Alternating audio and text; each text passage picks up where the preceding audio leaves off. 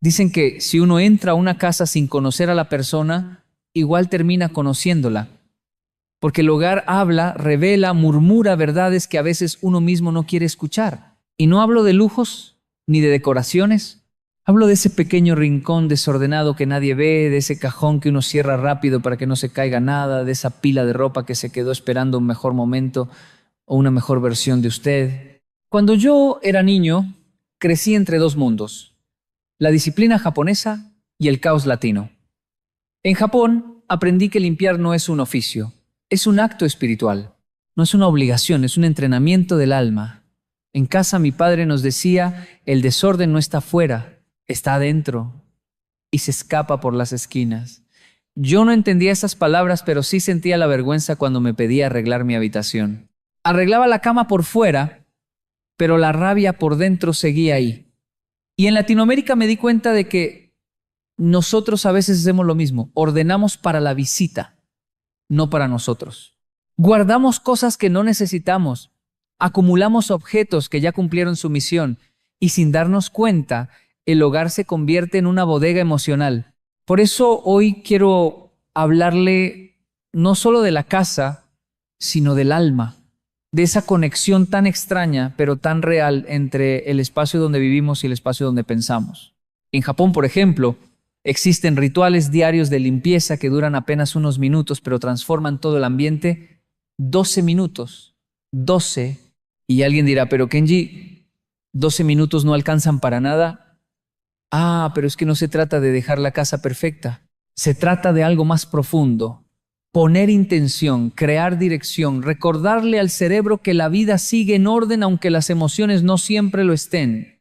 La primera vez que escuché sobre el osoji, la gran limpieza anual japonesa, pensé que se trataba solo de barrer, pero no.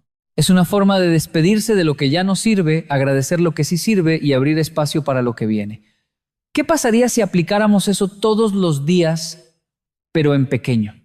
¿Qué pasaría si usted dedicara solo 12 minutos a ordenar un rincón, una superficie, un cajón, lo que sea, pero lo hiciera con conciencia? Porque escuche esto, una casa desordenada agota aunque usted no lo note. La vista se llena de pendientes invisibles, el cuerpo se tensa, el ánimo se apaga y la vida comienza a sentirse pesada. No por un problema enorme, sino por 1000 cosas pequeñas que compiten por su atención. ¿Le ha pasado que llega del trabajo y siente que no puede más, pero ni siquiera sabe por qué? Tal vez no es su trabajo, es su entorno. Y si su entorno se ordena, algo dentro de usted empezará a ordenarse también. En la ciudad de Yokohama, una señora japonesa me dijo, la casa está hecha para proteger al corazón. Me quedé pensando en esa frase todo el día. Porque uno llega cansado, confundido o triste, y la casa debería ser un abrazo, no un recordatorio del caos. Pero nadie nos enseñó eso en Latinoamérica. Nos enseñaron a limpiar solo cuando llega visita.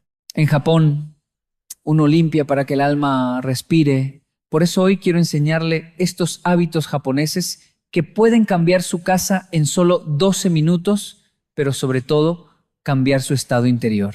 No se trata de que su hogar parezca perfecto.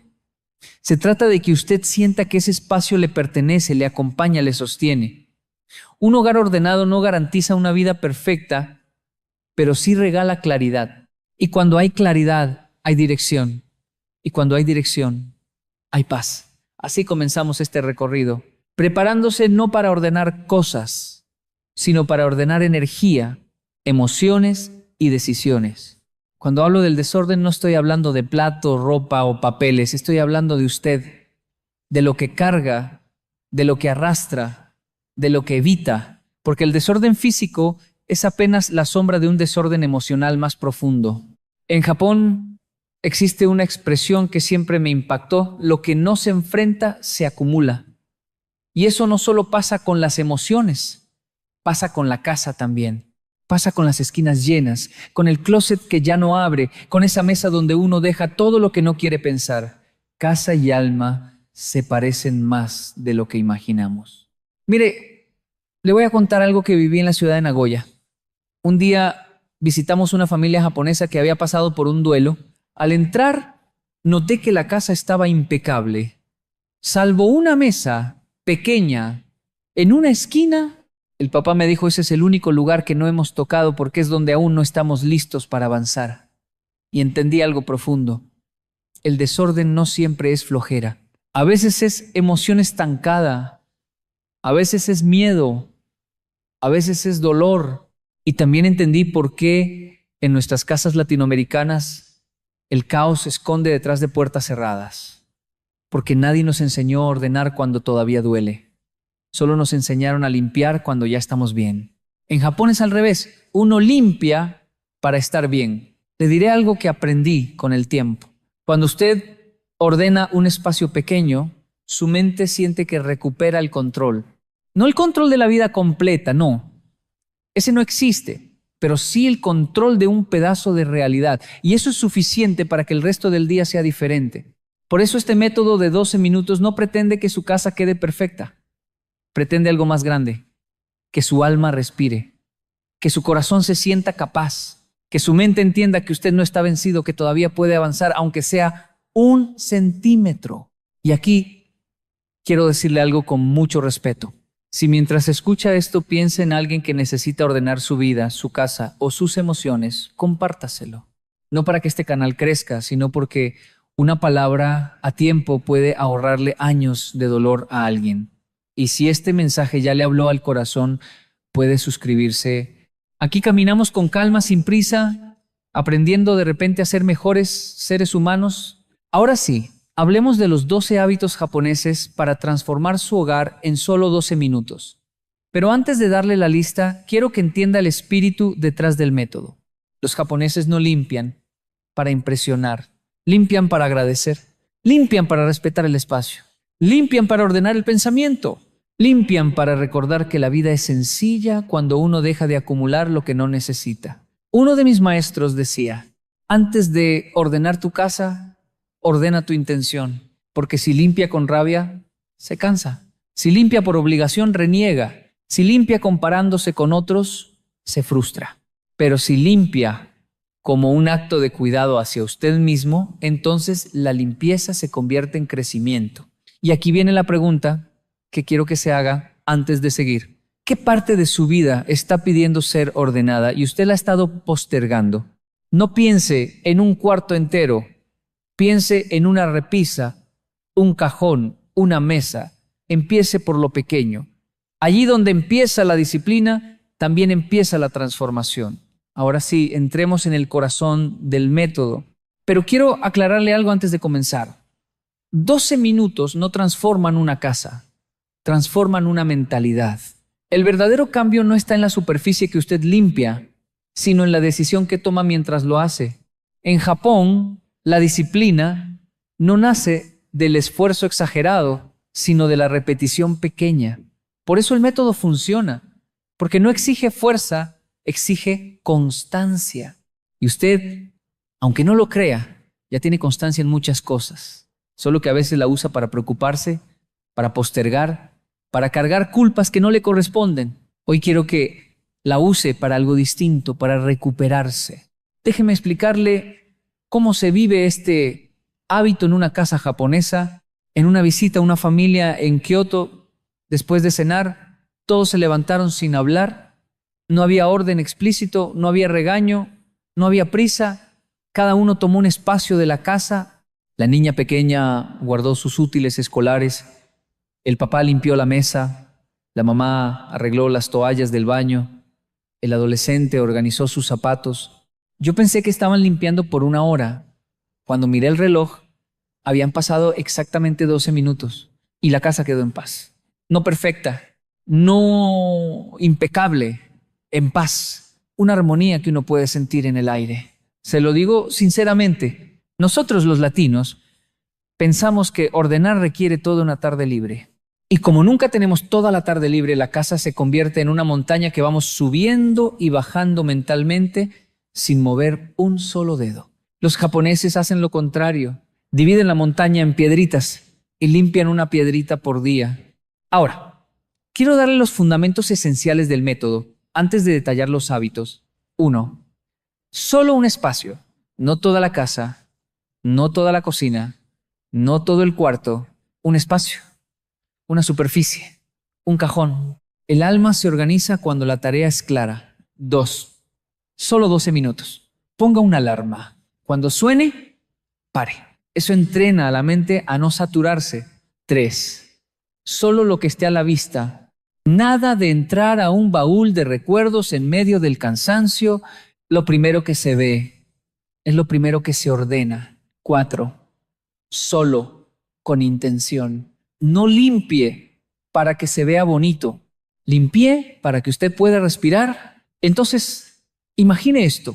Usted llega cansado, no quiere hacer nada, su mente está gris, pero decide darse 12 minutos. Quita un poco de polvo, dobla una camiseta, limpia una mesa, saca una bolsa que ya no sirve y de pronto aparece algo que no esperaba. Claridad interna. Porque ordenar no es un oficio, es un mensaje que usted le envía a su cerebro. Todavía puedo, todavía estoy aquí. Hay un torrente de energía emocional que se desbloquea cuando uno ve un espacio limpio. Por eso en Japón dicen que el orden ensancha la mente. Y es verdad, usted no necesita un espacio grande, usted necesita un espacio despejado. Y aquí quiero detenerme en algo muy humano.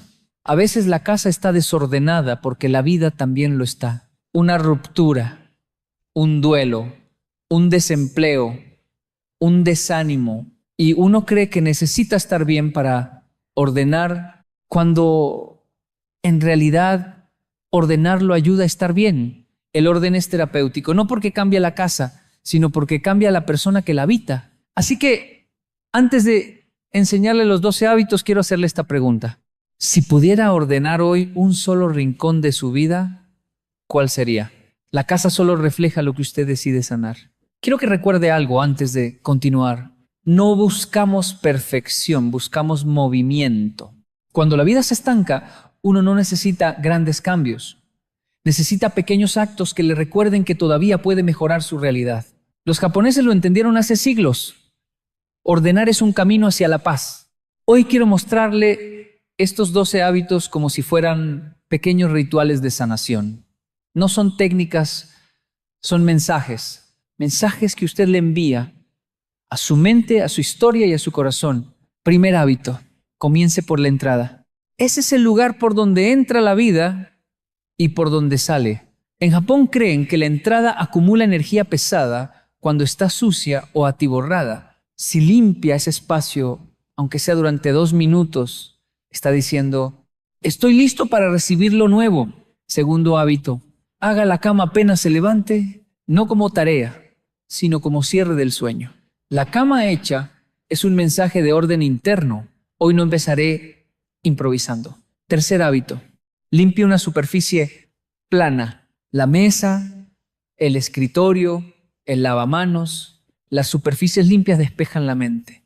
En Japón dicen que el caos comienza en una mesa y termina en toda la casa. Cuarto hábito, guarde inmediatamente lo que usó. Este hábito parece simple, pero evita el desorden acumulado. Una acción de 5 segundos evita 1 hora de caos en el futuro. Quinto hábito, tenga una caja para lo que ya no pertenece a su vida. Cada día coloque un objeto que ya cumplió su ciclo, regálelo, dónelo o despídase de él. El desapego también se entrena. Sexto hábito, encienda un aroma suave. La fragancia cambia el ambiente emocional. En Japón, los aromas no se usan solo para perfumar, sino para calmar. A veces la casa no está sucia, está emocionalmente pesada. Séptimo hábito, ordene un cajón pequeño, no el closet entero. Un cajón, esa pequeña victoria diaria multiplica su fuerza interior. Cuando usted termina, su cerebro recibe un mensaje claro. Soy capaz.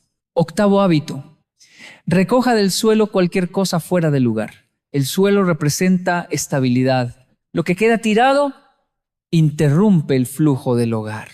Cuando despeja el piso, recupera firmeza. Noveno hábito, limpie la cocina por la noche. En Japón dicen que la cocina es el corazón de la casa. Una cocina sucia, derrota. Una cocina limpia inspira. Ese hábito cambia la mañana y cambia el ánimo. 10º hábito, tenga un rincón sagrado. Puede ser una silla, una repisa, una esquina, un espacio que represente paz, propósito y descanso. Cada hogar lo necesita y cada alma también. 11º hábito, saque la basura emocional y física. La basura no es solo desperdicio, es un recordatorio de lo que ya nos sirve. Sacarla es un acto simbólico. Elijo dejar ir. 12º hábito, agradezca el hogar que tiene. El agradecimiento ordena más que la escoba, más que el trapo. Porque cuando uno agradece, deja de compararse, deja de exigir y comienza a ver el hogar como un privilegio, no como una carga. Ahora quiero que note algo. Todos estos hábitos caben en 12 minutos, cada uno, no todos juntos. Hoy uno, mañana otro. No es un sistema, es un ritmo. Y cuando uno entra en ese ritmo, la vida cambia sin que uno lo note. Porque el hogar empieza a reflejar algo nuevo. Su recuperación emocional. Los japoneses no ordenan rápido porque sean perfectos. Ordenan rápido porque no dejan que el desorden crezca. Atacan lo pequeño antes de que se vuelva grande. Y eso, aplicado a la vida, es pura sabiduría. No espere a tener tiempo. Empiece con lo que tiene. No espere a sentirse bien. Ordenar lo ayudará a sentirse mejor. Ahora que conoce los hábitos, vamos a algo más profundo. Cómo el orden físico y el orden emocional están conectados y cómo sanar uno puede transformar el otro. Llegamos a un punto donde el orden deja de ser una acción y se convierte en un espejo. Porque escúcheme bien, lo que está desordenado afuera es una pista de lo que está desordenado adentro. Lo que usted deja tirado, lo que guarda por si acaso, lo que acumula sin necesidad, no habla de desorganización, habla de emociones que no han encontrado su lugar. En Latinoamérica solemos decir, mi casa está hecha un desastre, pero yo estoy bien. ¿Seguro? Yo crecí diciendo eso, hasta que un maestro japonés me miró a los ojos y dijo, nadie que esté bien por dentro vive en un ambiente que lo asfixia. Y esa frase me acompañó por años hasta que un día la entendí. El desorden no es pereza. El desorden es una historia que usted todavía no sabe cómo cerrar. Le cuento algo que viví en la ciudad de Fukuoka. Una señora japonesa me dijo que lo más difícil no era limpiar, sino decidir qué debía quedarse y qué debía irse. Porque cada objeto tenía un recuerdo y cada recuerdo tenía una emoción. Y esa, me dijo ella, es la verdadera limpieza. La limpieza emocional. Mire su casa un momento. Piense en su closet. Piense en ese cajón que no quiere abrir. Piense en esa ropa que guarda desde hace años pero no usa. Piense en ese objeto que le duele tirar porque le recuerda a alguien. ¿De verdad es el objeto o es la emoción que usted no ha querido enfrentar? Cuando uno vive apegado al pasado, su casa también se vuelve un museo del pasado. Cuando uno vive con miedo al futuro, su casa se vuelve una bodega de por si acaso. Cuando uno vive sin claridad, su casa se vuelve un laberinto sin dirección. Y cuando la vida se siente pesada, a veces no es la vida, es el hogar. Es el ambiente emocional que usted mismo ha permitido que lo rodee. Pero aquí viene la parte más importante. Cuando usted ordena afuera, algo empieza a ordenarse adentro, aunque usted no lo note. Porque el acto de decidir qué se queda y qué se va es un ejercicio de autoestima. Porque la elección de un espacio limpio es un acto de dignidad. Porque dejar ir objetos que ya no cumplen una función es un entrenamiento para soltar personas, culpas y miedos que tampoco cumplen función en su vida. La casa deja de ser casa y se convierte en metáfora. Cuando usted limpia la entrada, está limpiando la forma en que recibe la vida. Cuando ordena su dormitorio, está ordenando su intimidad consigo mismo. Cuando limpia la cocina, está limpiando su relación con la nutrición emocional. Cuando despeja el baño, está despejando su relación con su cuerpo y su autocuidado. Y cuando limpia su mesa, esa mesa que a veces parece un pequeño campo de batalla, está limpiando su mente. ¿Se da cuenta? No estamos hablando de decoración, estamos hablando de sanación. A veces usted no puede controlar su situación económica, pero sí puede controlar el orden de un cajón. A veces no puede resolver una relación que duele, pero sí puede doblar su ropa con dignidad. A veces no puede solucionar la incertidumbre del futuro, pero sí puede barrer el piso donde hoy se sostiene. Y ese pequeño acto le devuelve fuerza, le devuelve enfoque, le devuelve esperanza. Porque ordenar no cambia la vida completa, cambia la forma en que usted enfrenta la vida. El desorden emocional siempre busca un lugar donde esconderse, en una esquina, en una bolsa, en un mueble que nadie abre, pero un día usted decide enfrentarlo y ese día cambia todo.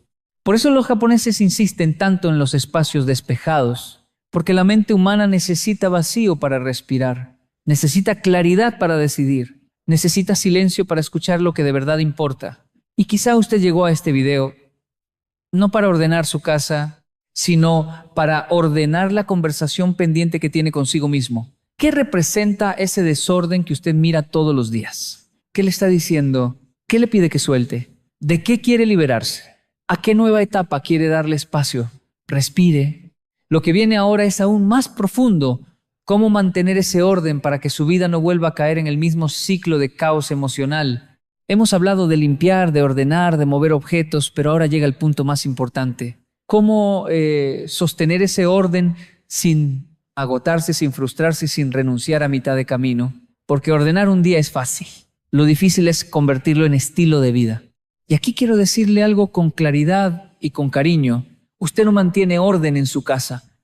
Usted mantiene orden en su mente. La casa solo refleja lo que usted decide ser cada día.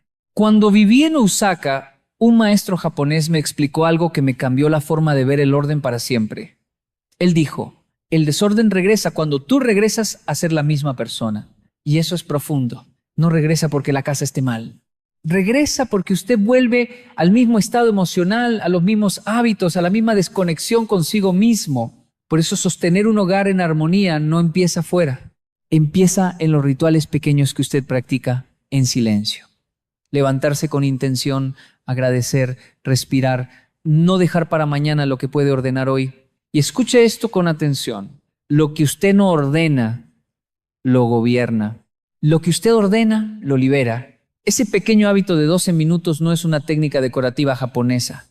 Es un ejercicio espiritual, mental y emocional que cada día le recuerda que usted tiene más poder sobre su vida del que cree. Y quiero que reflexionen algo más. Muchos hogares están llenos, pero vacíos. Llenos de objetos, pero vacíos de paz. Llenos de recuerdos, pero vacíos de presente. Llenos de cosas útiles, pero vacíos de significado. El orden verdadero no es dejar la casa bonita. Es dejar la casa en paz. Es que usted llegue cansado y el hogar lo reciba, no lo ataque. Que encuentre serenidad, no pendientes. Silencio, no ruido visual. Cobijo, no carga. Porque cuando el hogar está en armonía, usted piensa mejor, ama mejor, duerme mejor, decide mejor. Es imposible tener claridad mental en un entorno que grita. Y por eso los japoneses insisten tanto en la limpieza, porque el alma necesita silencio para crecer. Y quiero que recuerde algo fundamental. El orden no es una meta, es un camino, no es un logro, es un hábito. No es un resultado, es una conversación diaria consigo mismo. Usted no necesita cambiar toda su vida hoy. Solo necesita cambiar 12 minutos de su día. 12 minutos con intención, con respiración, con propósito. Y ese pequeño hábito puede convertirse en la base de una transformación enorme. Mucha gente me dice, Kenji, no tengo energía para ordenar. Y yo siempre respondo, precisamente por eso necesita empezar. El orden no se hace cuando uno tiene energía. El orden da energía. El orden no se hace cuando uno está motivado. El orden crea motivación. El orden no se hace cuando uno está bien. El orden ayuda a estar mejor. Antes de cerrar, quiero hacer un gesto de gratitud. Si a usted este mensaje le habló al corazón, si lo hizo pensar en alguien, si recordó un hogar que necesita paz o una persona que necesita orden interno, compártaselo. A veces, una palabra oportuna es más poderosa que un abrazo. Y si desea seguir recibiendo contenido que une disciplina, reflexión y crecimiento personal, puede suscribirse.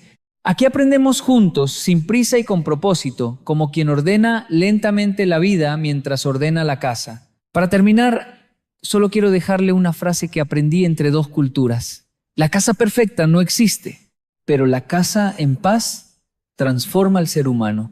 Nos vemos pronto. Gracias por permitirme entrar en su hogar y en su historia. Hasta el próximo video. A veces uno despierta un día cualquiera y siente que algo está apagado por dentro. No es tristeza, no es cansancio, no es falta de motivación.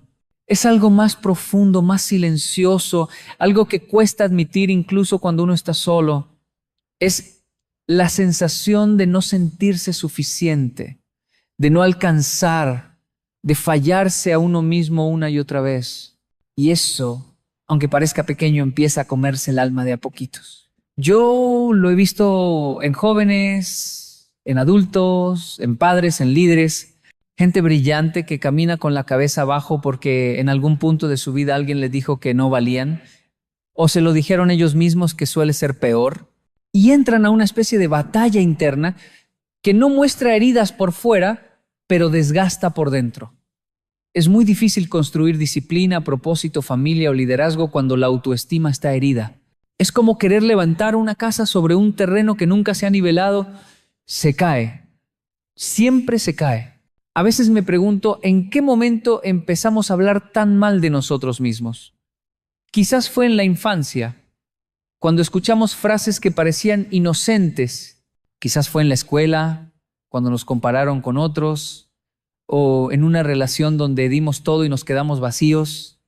Pero lo cierto es que uno aprende a tratarse como lo trataron. Y si lo hicieron con dureza, uno termina copiando el mismo tono, esa misma forma fría e injusta de medirse. Yo crecí entre dos culturas que me enseñaron cosas muy distintas. Japón me enseñó a mirar hacia adentro, a no hacer ruido, a corregir sin alardes. Latinoamérica me enseñó a reír, a improvisar, a sobrevivir. Pero en ambas culturas encontré personas que se sentían pequeñas por dentro, aunque parecieran grandes por fuera. Y comprendí algo que me marcó. La autoestima no se ve, pero determina todo. El éxito, las relaciones, la forma en que caminamos, la manera en que respiramos, incluso la forma en que fallamos. He conocido gente que se esfuerza tanto por demostrar que vale, que se pierden a sí mismos en el intento. Es una lucha agotadora, una lucha que nunca se gana, porque la autoestima no se demuestra, se construye. Y se construye desde adentro, con paciencia, con aceptación, con una honestidad que a veces duele, pero no hay otro camino. Hoy quiero hacerle una pregunta que puede incomodar un poco, pero es necesaria. ¿Cuándo fue la última vez que se habló bonito por dentro? No en voz alta para quedar bien, no en redes sociales, no para aparentar, sino en el silencio de su mente cuando nadie lo escucha.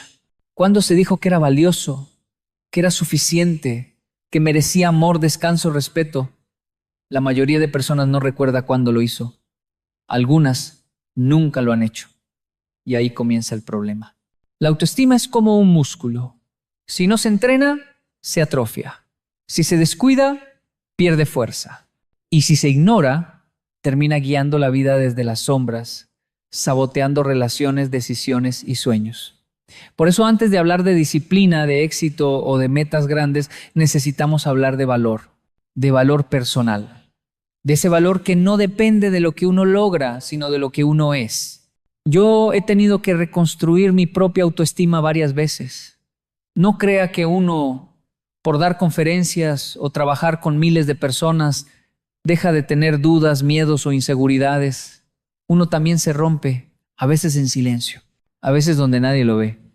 Pero la reconstrucción es posible, siempre es posible, porque la autoestima no es un regalo, es un trabajo.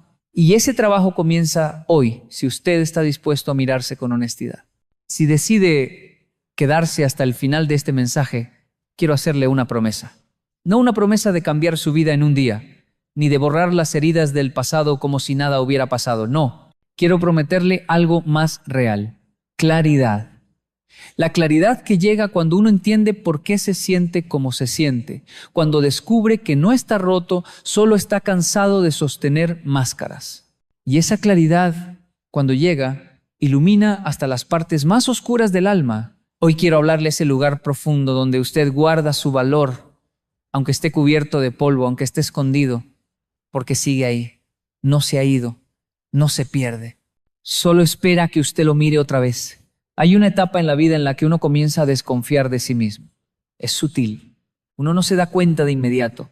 Primero se posterga, luego se critica, después se sabotea.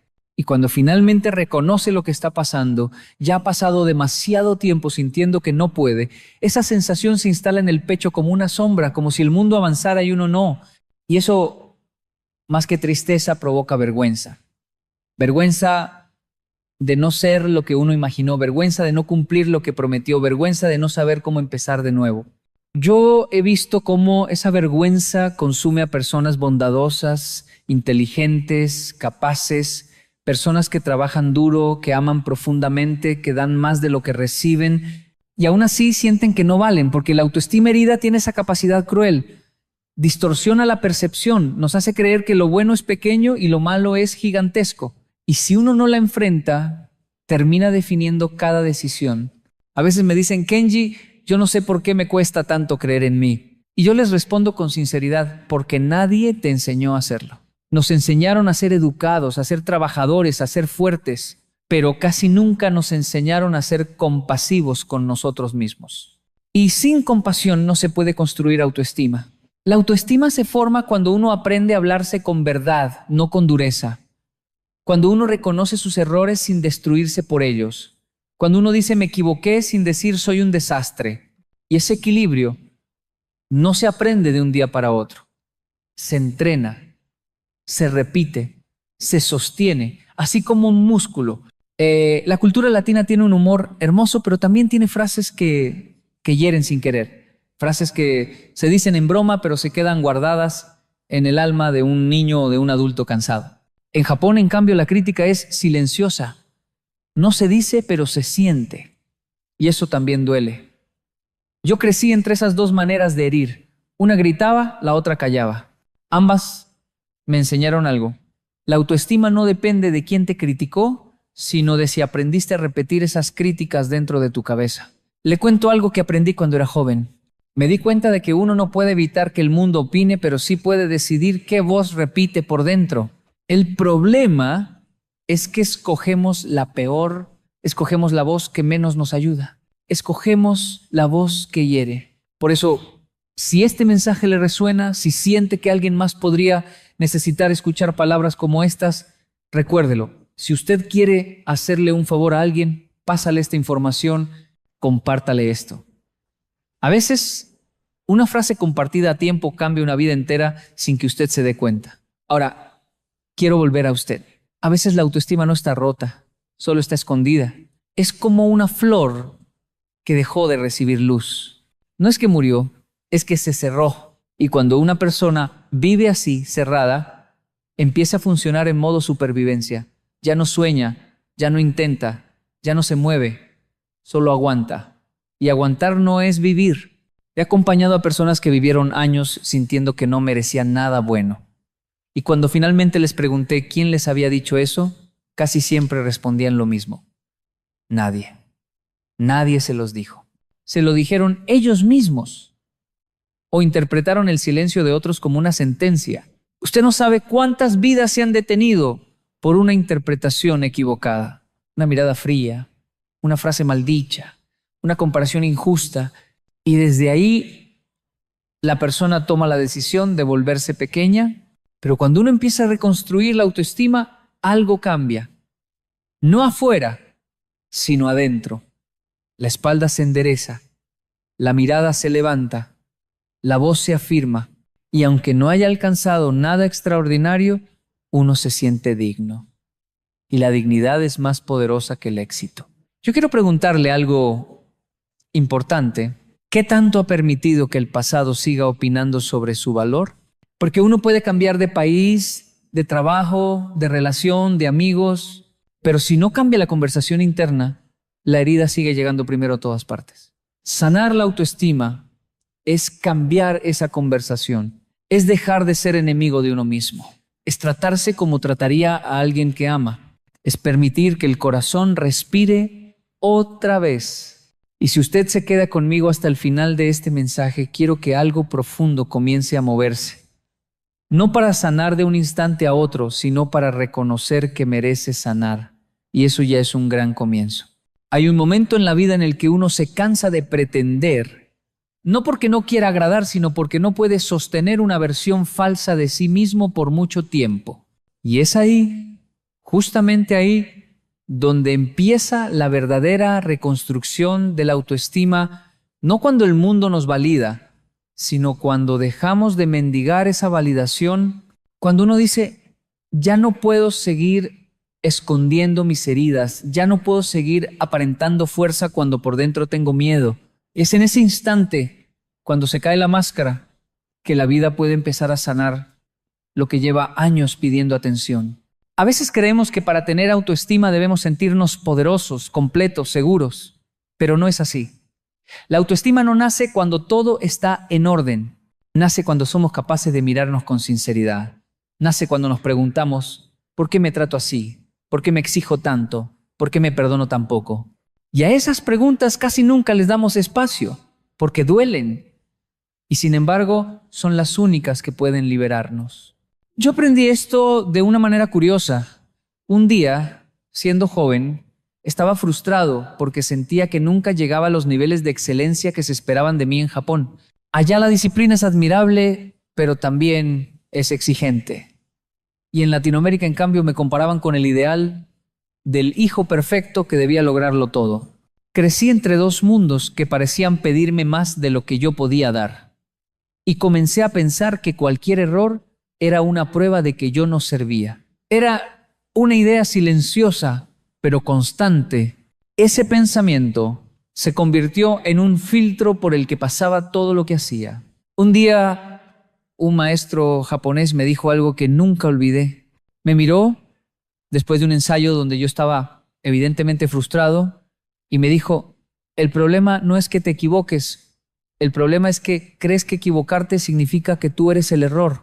Y esa frase me rompió y me liberó al mismo tiempo. Porque confundir el error con la identidad es uno de los mayores daños a la autoestima. Una cosa es fallar, otra cosa es creer que uno es una falla. Y cuando uno cree que es la falla, deja de intentar, se rinde antes de empezar. Mira su vida como si fuera una batalla perdida. Pero cuando entendemos que el error es parte del camino, que incluso es parte de nuestra humanidad, algo se suaviza por dentro. Uno deja de pelear contra sí mismo. Y cuando uno deja de pelear con uno mismo, comienza a construir paz. Hay personas que han vivido tanto tiempo castigándose por lo que hicieron o por lo que no pudieron hacer, que ya no recuerdan cómo se siente vivir sin culpa. La culpa pesa, la culpa encoge, la culpa apaga. Pero lo más doloroso de la culpa es que nos vuelve incapaces de recibir amor.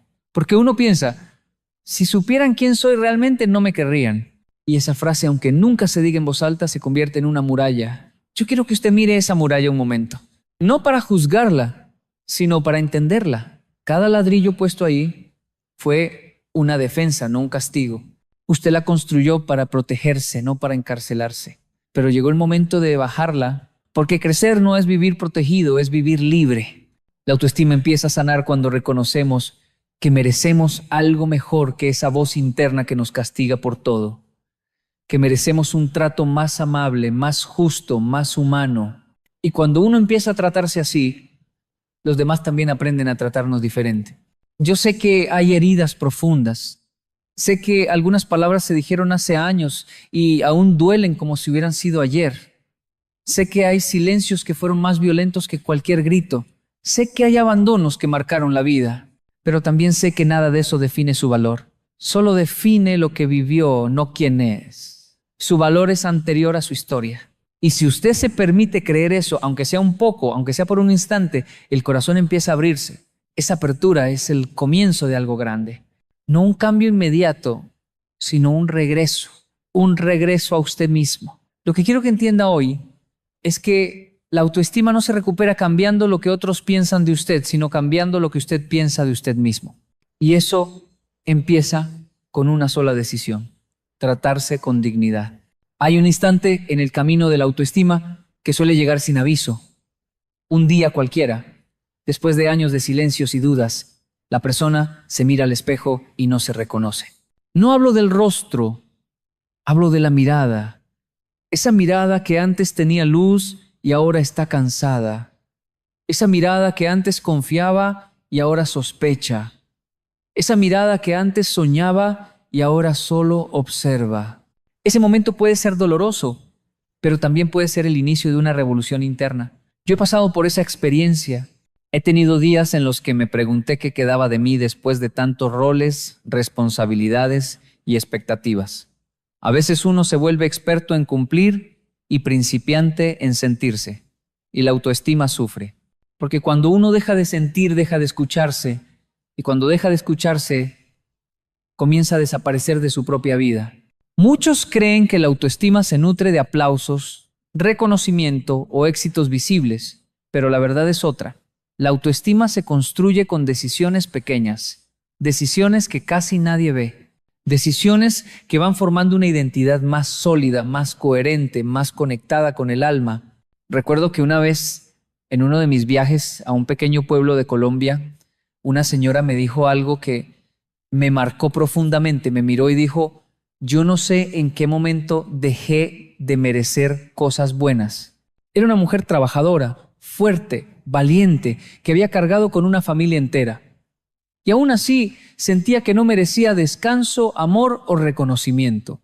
Esa frase me quedó dando vueltas por dentro durante días, porque no se trata de si realmente merecemos o no merecemos. Se trata de si creemos que lo merecemos.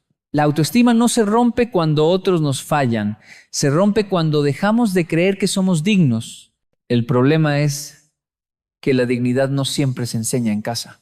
A veces crecemos aprendiendo a agradar, no a valorarnos. A veces nos enseñan a pedir permiso para existir. A veces nos acostamos sintiendo que lo que hicimos nunca es suficiente. Y así, sin darnos cuenta, vamos perdiendo el sentido del propio valor. Cuando vivía en Japón, admiraba la disciplina, la elegancia y el respeto con que se hacen las cosas, pero también veía algo que me preocupaba: la tendencia a reprimir emociones para no incomodar. Y cuando se reprimen emociones, la autoestima paga el precio. En Latinoamérica, por otro lado, las emociones son explosivas, sinceras, intensas, pero muchas veces no están guiadas por una conciencia clara, y eso también afecta la autoestima. Entre una cultura que reprime y otra que exagera, descubrí que la autoestima es el punto medio, la capacidad de sostener lo que uno siente sin destruirse por ello. La autoestima no es pensar que somos perfectos, es saber que valemos incluso cuando no lo somos. Es saber que nuestras heridas no cancelan nuestra esencia. Es saber que nuestra historia no define nuestro destino. Pero hay algo más profundo todavía. La autoestima crece cuando uno deja de esperar que otro venga a repararlo. Nadie puede darnos el valor que no reconocemos en nosotros, ni una pareja, ni un padre, ni un jefe, ni un amigo. Nos pueden acompañar, pueden animarnos, pueden sostenernos, pero nadie puede hacer el trabajo interno por nosotros. Y ese trabajo empieza con un acto simple pero poderoso: escucharse. Escuchar ese cansancio que hemos ignorado, escuchar ese enojo que hemos callado, escuchar ese sueño que hemos postergado, escuchar ese dolor que hemos escondido para no preocupar a nadie. Cuando uno se escucha, se encuentra, y cuando se encuentra, el mundo cambia. Yo sé que no es fácil mirarse por dentro, no lo es. El interior tiene rincones que asustan, pero también tiene reservas de fuerza que usted ni siquiera sabe que existen. Yo las he visto en personas que pensaban que estaban rotas y resultaron ser más fuertes que muchos que aparentaban seguridad. La autoestima no es una meta, es un proceso de volver a casa, de sentarse a solas con uno mismo y decir: aquí estoy, aquí sigo, aquí empiezo. Y si usted está aquí leyendo o escuchando estas palabras, significa que algo dentro de usted quiere volver a casa también. Y eso ya es un paso enorme. Hay algo muy curioso en el proceso de recuperar la autoestima. A veces uno cree que el cambio llega cuando se siente listo, cuando tiene fuerza, cuando todo se alinea, pero no es así. El cambio empieza cuando uno está cansado. Cansado de cargar culpas que no le pertenecen, cansado de sostener silencios que le pesan, cansado de esconder emociones para no parecer vulnerable. Y en ese cansancio nace algo hermoso, la decisión de tratarse mejor. Me he encontrado con personas que me dicen que la autoestima es un lujo, como si solo perteneciera a quienes tienen éxito, belleza, dinero o estabilidad. Y yo le respondo siempre lo mismo. La autoestima no es un lujo, es una necesidad. Porque sin autoestima, uno toma malas decisiones, uno se conforma con menos, uno aguanta lo que no debería aguantar, uno calla lo que debería decir, uno se pierde en relaciones que desgastan, en trabajos que aplastan, en rutinas que adormecen. La falta de autoestima hace que el ser humano negocie su dignidad, y cuando uno negocia su dignidad, pierde su rumbo. Pienso en una señora que conocí en un barrio en Bogotá. Me abrió la puerta de su casa y me dijo con una sonrisa tímida: bienvenido, aunque mi casa es muy humilde. No era humildad, era vergüenza. Yo entré, me senté, miré a mi alrededor y le dije: su casa es pequeña, pero no es pequeña porque es pobre. Es pequeña porque usted la mira con ojos cansados. Ella se quedó en silencio un buen rato y luego lloró. No lloró por su casa. Lloró porque entendió que llevaba años sintiéndose menos que los demás, aunque había sacado adelante a su familia con un esfuerzo admirable. A veces la autoestima se deteriora no por lo que vivimos, sino por cómo interpretamos lo que vivimos. Yo crecí viendo a mi madre levantarse temprano, trabajar, sacrificarse, sonreír incluso cuando estaba agotada, y hubo momentos en los que sin decirlo supe que se sentía insuficiente, que pensaba que no daba la talla, que no hacía lo suficiente, que algo le faltaba, y sin embargo para mí era gigantesca. Esa contradicción me enseñó algo muy importante.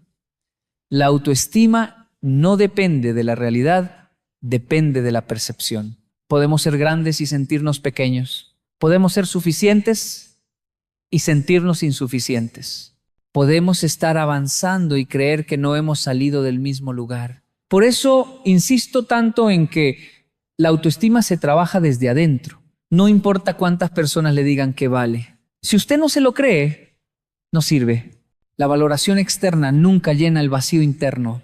Hay una frase que repito mucho en mis charlas: uno necesita aprender a verse con los ojos correctos. No con los ojos de la crítica, ni del miedo, ni de la comparación. Con los ojos de la dignidad. La autoestima crece cuando dejamos de tratarnos como enemigos, cuando aceptamos que lo que nos dolió tuvo un propósito, cuando perdonamos las veces que no supimos hacerlo mejor y cuando reconocemos el valor que siempre ha estado ahí, aunque haya pasado tiempo sin que lo miremos. Me acuerdo de un señor en Japón que trabajaba limpiando estaciones de tren. Un día lo observé. No barría, no trapeaba, no limpiaba. Él dignificaba su trabajo. Cada movimiento tenía un cuidado, una intención. Se inclinaba, tomaba el recogedor como si fuera un instrumento fino, limpiaba una esquina y luego alzaba la mirada para verificar que todo estuviera perfecto. Cuando terminó, me acerqué y le dije: usted hace su trabajo con amor. Él sonrió y me respondió: no es el trabajo lo que limpió, es mi alma mientras trabajo. Esa frase me acompañó meses enteros. Ese hombre tenía una autoestima tan sólida que no necesitaba un puesto importante para sentirse valioso. Su valor no dependía del cargo, sino de su carácter. Por eso cuando me preguntan qué es realmente la autoestima, respondo con simplicidad: autoestima es saber quién soy, incluso cuando el mundo no lo ve. Es tratarme con respeto aunque haya fallado.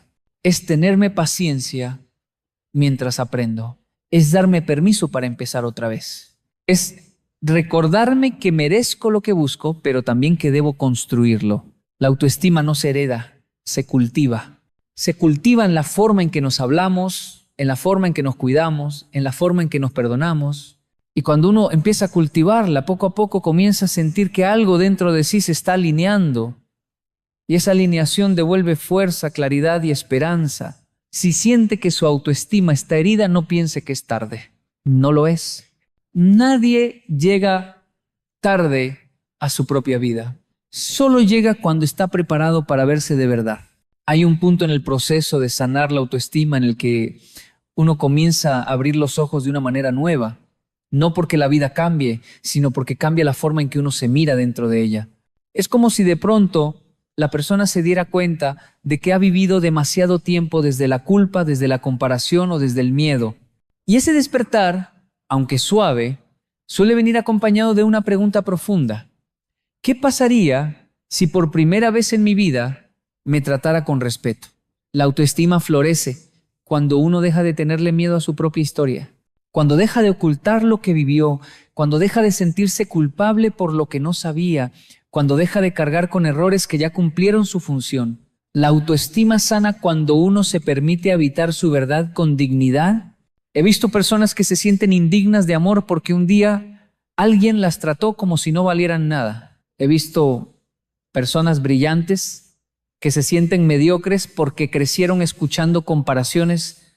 He visto personas nobles que creen que ser buenas es sinónimo de ser débiles. Y al final, todas esas percepciones terminan dañando algo tan esencial como el valor propio.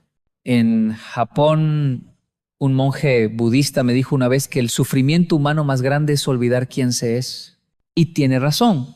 Cuando uno olvida quién es, empieza a pedir afuera lo que solo puede venir de adentro. Aplaudan o no aplaudan, reconozcan o no reconozcan, acompañen o no acompañen. Cuando uno no se ve, nada llena. Y cuando uno se ve, nada falta. Pero no basta con verse. Hay que sostener esa mirada, no por orgullo, sino por respeto propio. A veces me preguntan cómo se empieza a sanar una autoestima herida, y aunque cada historia es distinta, hay algo en común. El proceso comienza con un acto de sinceridad. Reconocer que uno se ha tratado con dureza, que se ha castigado más de lo necesario, que ha repetido frases que no son suyas, que ha dejado que la voz equivocada decida su valor. Esa admisión ya es un avance enorme. Y permítame decirle algo justo aquí en este punto del camino donde sé que el corazón se sensibiliza. Si usted conoce a alguien que podría beneficiarse de estas palabras, no lo dude. Compártale este mensaje. Mándeselo con cariño. A veces una reflexión así llega en el momento exacto en que alguien estaba a punto de rendirse por dentro. Puede ser más importante de lo que imagina, porque la autoestima no se sana solo para uno mismo, se sana para no seguir heredando dolor a quienes vienen detrás, se sana para no repetir historias que lastiman, se sana para amar mejor, para elegir mejor, para vivir mejor. Yo he sabido lo que es sentirse pequeño en un mundo que espera mucho. He sabido lo que es sentirse insuficiente incluso cuando otros te admiran. He sabido lo que es tener miedo de decepcionar y terminar decepcionándose a uno mismo. Pero también he sabido lo que es reconstruirse, lo que es mirarse con paciencia, lo que es encontrar dentro de uno una fuerza que había sido ignorada por años. Esa fuerza no es extraordinaria, es natural, solo estaba dormida. El día que usted entienda que su valor no se negocia, ese día comenzará a caminar distinto. La espalda se endereza, el corazón respira, la mente se aclara, la voz cambia y la vida, de alguna manera misteriosa, empieza a alinearse. La autoestima no es soberbia, la soberbia es ruido. La autoestima es silencio. Es ese silencio interno que dice, sé quién soy, sé cuánto valgo, sé hacia dónde voy, no necesito gritarlo, solo necesito vivirlo. Hay personas que confunden autoestima con orgullo, pero son opuestos. El orgullo actúa para impresionar, la autoestima actúa para honrar. Cuando uno actúa desde la autoestima, no busca reconocimiento, busca coherencia, busca paz, busca verdad. Hoy quiero invitarle a hacer un pequeño ejercicio en su corazón. Piense en una parte de usted que ha criticado toda la vida, una parte que ha rechazado, que ha ocultado, que ha castigado. Y pregúntese, ¿qué pasaría si en vez de rechazarla, la abrazara? El abrazo interno es uno de los actos más transformadores que existen. A veces ese abrazo vale más que cualquier logro. Usted está permitiéndose avanzar. Y eso, créame, ya es un acto de amor propio. Hay momentos en los que la vida parece detenerse, no porque algo afuera cambie, sino porque adentro algo comienza a despertar. Ese despertar suele ser silencioso. A veces llega después de una decepción, a veces después de un cansancio acumulado, a veces después de una conversación que nos confronta sin intención. Y en ese silencio uno descubre una verdad que había evitado por años. La relación más importante que tengo es conmigo mismo. Lo que pasa afuera es consecuencia. Lo que pasa adentro es raíz. He visto a personas fuertes quebrarse ante una crítica mínima. He visto a personas sensibles soportar golpes emocionales que habrían tumbado a cualquiera. He visto a personas que parecían exitosas derrumbarse en un suspiro porque su reconocimiento interno nunca alcanzó al reconocimiento externo. Y entendí que la autoestima no tiene nada que ver con cómo nos ven, sino con cómo nos sostenemos cuando nadie está mirando. La mayoría de personas sabe amar a otros, cuida, acompaña, escucha, abraza, pero no saben amarse a sí mismas. No saben darse descanso sin sentirse culpables. No saben decir que no sin sentir que decepcionan. No saben poner límites sin sentir que son egoístas. Y esa incapacidad de dirigirse amorosamente se convierte en un desgaste emocional enorme. La autoestima no se trata de sentirse poderoso. Se trata de sentirse digno de respeto, digno de amor, digno de perdón, digno de un trato justo. Y esa dignidad no depende del pasado, depende de la decisión que tomamos hoy. Una vez, en una charla, un joven se levantó y me preguntó, ¿cómo hago para que los demás me valoren? Y yo le respondí, empieza por valorarte tú. Si tú no te valoras, los demás solo imitan tu ejemplo. Quedó en silencio porque comprendió que llevaba años pidiendo afuera lo que nunca se había dado adentro. Llevaba años intentando convencer al mundo de que merecía algo que él mismo nunca se había permitido reconocer. Muchas personas viven así, haciendo esfuerzos enormes para sostener relaciones que los lastiman, trabajos que los consumen o ambientes que los hacen sentir pequeños. Y no es porque no puedan salir de ahí, es porque creen en lo más profundo que no merecen algo mejor. Esa creencia se vuelve una prisión invisible. Pero la autoestima también tiene una característica maravillosa. Puede reconstruirse desde lo pequeño. No necesita grandes gestos ni transformaciones radicales. Solo necesita honestidad y constancia. A veces basta con cambiar la manera de hablarse. Cambiar ese soy un desastre por estoy aprendiendo. Cambiar ese nunca lo logro por aún no lo logro pero sigo.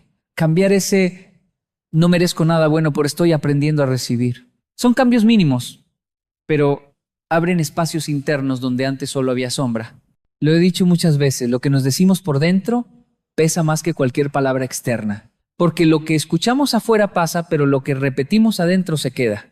Se convierte en hábito, en identidad, en destino. Y el destino no cambia hasta que cambia la identidad. Y la identidad no cambia hasta que cambia la conversación interna. Por eso quiero que piense en esto. ¿Qué historia de usted mismo sigue repitiendo aunque ya no sea verdad? ¿Es la historia del que falló? ¿La del que no pudo? ¿La del que no fue suficiente para alguien? ¿La del que nunca destacó? ¿La del que tenía que hacerse fuerte porque nadie lo defendió? ¿La del que aprendió a callar para no molestar? Esa historia fue real, sí, pero ya no es obligatoria. No tiene que seguir escribiéndola, puede agradecerla, puede honrar lo que le enseñó, pero también puede soltarla, porque la autoestima crece cuando uno se permite ser nuevo. Y ser nuevo no es olvidar, es comprender sin seguir cargando. Un día, en una caminata por un templo japonés, un anciano me dijo, el dolor forma, pero no debe quedarse. Y entendí que muchas veces el dolor se queda porque creemos que sin él no sabemos quiénes somos. Pero cuando uno suelta el dolor, encuentra una identidad más verdadera, más limpia, más libre. La autoestima necesita libertad. Libertad de pensar distinto, de sentir distinto, de actuar distinto. Libertad para equivocarse sin destruirse. Libertad para avanzar sin miedo. libertad para detenerse cuando uno necesita respirar. Y esa libertad comienza cuando dejamos de castigarnos por lo que no supimos, cuando dejamos de exigirnos perfección, cuando aceptamos que somos humanos, profundamente humanos, y que esa humanidad es suficiente para empezar a cambiar. Si usted está leyendo o escuchando estas palabras, significa que está en ese punto del camino donde la transformación es posible, donde hay conciencia y donde la conciencia abre puertas que antes parecían cerradas. Usted no está perdido, está despertando. Hay un punto en el camino de la autoestima donde uno empieza a notar algo que antes pasaba desapercibido. Ya no es solo el dolor lo que llama la atención, sino también los pequeños gestos de valor que comienzan a aparecer en lo cotidiano. Una respuesta más calmada donde antes había impulsividad, un límite puesto con respeto donde antes había silencio, un descanso permitido donde antes había culpa. Esas pequeñas acciones son señales de que la autoestima se está reconstruyendo desde lo más profundo. La transformación verdadera casi nunca llega con un gran cambio. Llega con estos movimientos internos que nadie ve, pero uno siente. Y aunque sean pequeños, tienen un peso enorme. Porque cada vez que uno se respeta un poquito más, el alma respira. Y cuando el alma respira, la vida cambia. En Japón aprendí algo importante sobre la belleza de lo sutil. Ellos llaman kaizen a la mejora continua, al cambio pequeño, casi imperceptible, pero constante. Ese concepto lo entendí como disciplina, pero hoy lo entiendo también como autoestima. Porque cada pequeño acto de amor propio es una mejora interna que se acumula y termina transformando todo el paisaje emocional. Pero mejorar no significa que nunca más volveremos a sentir dolor. La autoestima no elimina las heridas, les da un lugar, les da un sentido, les da un cierre. He hablado con personas que dicen que no pueden avanzar porque aún sienten dolor por lo vivido. Y les digo con cariño, el dolor no es un obstáculo para avanzar, es parte del camino. Lo que detiene no es el dolor, es la interpretación que hacemos de él. Si creemos que el dolor nos define, nos quedamos atrapados.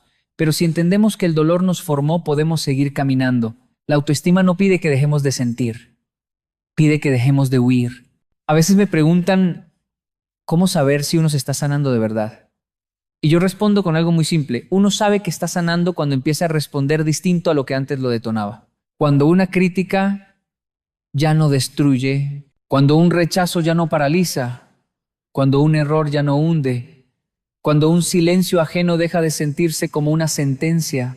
La sanación se nota en la reacción, no en la ausencia de emoción. También he visto que la autoestima crece cuando uno deja de justificar lo injustificable. Cuando uno dice, esto no lo acepto más. Cuando uno reconoce que merece respeto. Cuando uno suelta vínculos que lo apagan. Cuando uno se atreve a decir que no, aunque tiemble. Cuando uno deja de cargar historias que no escribió, es difícil. Claro que es difícil. A veces uno se acostumbra tanto al dolor que empezar a recibir amor propio se siente extraño, no porque no lo merezca, sino porque nunca lo había practicado. Es como aprender un idioma nuevo. Las primeras palabras salen torpes, inseguras, tímidas, pero después, con constancia, empiezan a fluir. En Latinoamérica somos muy buenos dando amor, pero no siempre somos buenos recibiéndolo. Nos enseñaron a sacrificarnos, a dar sin descanso, a poner al otro primero. Y eso tiene belleza, sí, pero no cuando se hace desde la falta de valor propio. Usted no vino al mundo a ser último en su propia vida. Una vez, una joven me dijo, no sé por qué atraigo siempre a personas que me tratan mal. Y le respondí, no es que las atraigas, es que no te estás tratando bien a ti misma y aceptas lo que crees que mereces. Cuando uno empieza a valorarse, los vínculos que no coinciden con ese valor se caen solos. No hace falta empujarlos. El alma se ordena y lo demás se acomoda. Quiero que piense en esto. Si usted aprendió a vivir con autoestima baja, también puede aprender a vivir con autoestima alta. No es arrogancia, no es vanidad, no es soberbia. Es reconocer su humanidad y darle el trato que merece. Sanar la autoestima no es convertirse en alguien perfecto. Es convertirse en alguien más consciente, consciente de su valor, consciente de sus heridas, consciente de su poder para decidir cómo quiere vivir. Y cuando esa conciencia se enciende, no hay vuelta atrás. Uno ya no puede tratarse mal sin sentir que se traiciona. Uno ya no puede aceptarlo todo sin preguntarse primero si le hace bien. Uno ya no puede esconderse, porque la luz interior empieza a reclamar espacio.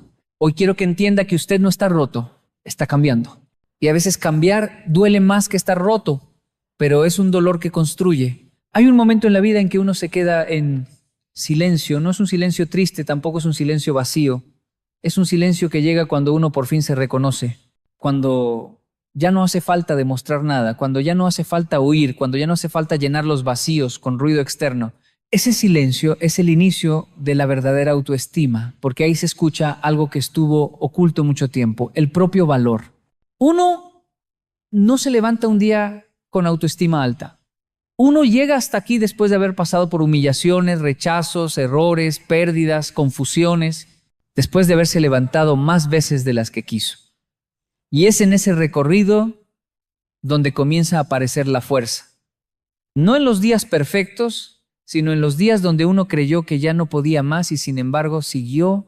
La autoestima se construye con la vida real, no con frases bonitas. Se construye acompañando a un hijo en un hospital mientras uno mismo se siente roto por dentro.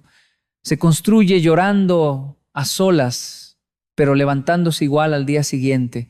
Se construye enfrentando conversaciones incómodas en el trabajo, poniendo límites en la familia, aceptando que hay historias que no volverán a ser como antes. Se construye cuando uno deja de mendigar amor y empieza a construirlo en su propio interior.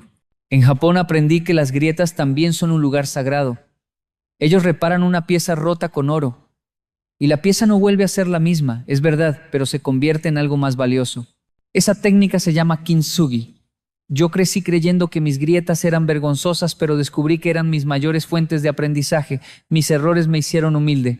Mis caídas me enseñaron a caminar distinto. Mi dolor me dio compasión. Eso también es autoestima. Honrar la historia que lo trajo hasta aquí, incluso las partes que usted preferiría olvidar. No se trata de volverse invencible, se trata de volverse consciente. El que es consciente no evita el dolor, pero tampoco vive dirigido por él. El que es consciente no huye de sus sombras, pero tampoco se encadena a ellas. El que es consciente reconoce su capacidad de ser feliz sin que la vida tenga que acomodarse primero. A veces creemos que la autoestima es sentirnos bien siempre, pero no es así. La autoestima es sostenerse incluso cuando uno no se siente bien. Es permitirse descansar sin culpa. Es darse permiso para empezar de nuevo las veces que haga falta. Es saber decir que no.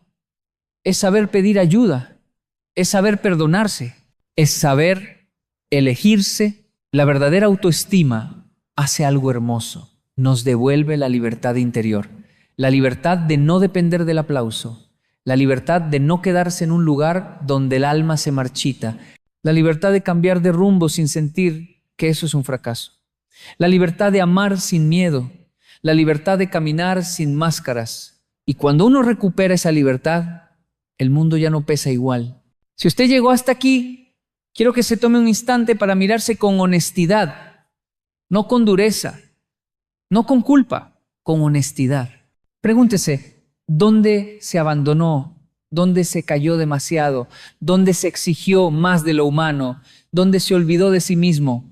Y luego, con la misma serenidad, pregúntese cómo quiere empezar a tratarse a partir de hoy.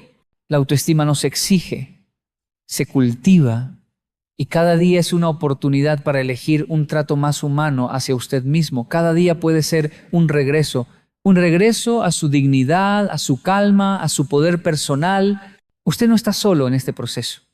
Todos estamos aprendiendo a tratarnos mejor. Todos tenemos cicatrices que no mostramos. Todos hemos tenido miedo de no ser suficientes. Todos hemos dudado de nosotros mismos. Pero aquí seguimos, intentando crecer, intentando entendernos, intentando sanar. Y ese intento ya habla de su valor. Si algo se llevó de este mensaje, que sea esto. Usted merece una vida donde pueda respirar. Una vida más ligera, más plena, más honesta. no perfecta, pero suya. Y si está dando sus primeros pasos hacia esa dirección, quiero leerlo, quiero acompañarlo. Me interesa su proceso. Cuénteme cómo está usted intentando ser más disciplinado, cómo está reconstruyendo su valor, cómo se está tratando a sí mismo. Porque escucharlo también me ayuda a seguir creciendo a mí. Gracias por estar aquí, gracias por permitirme acompañarlo con estas palabras y gracias por seguir, aun cuando no ha sido fácil. Eso también es autoestima, eso también es fuerza.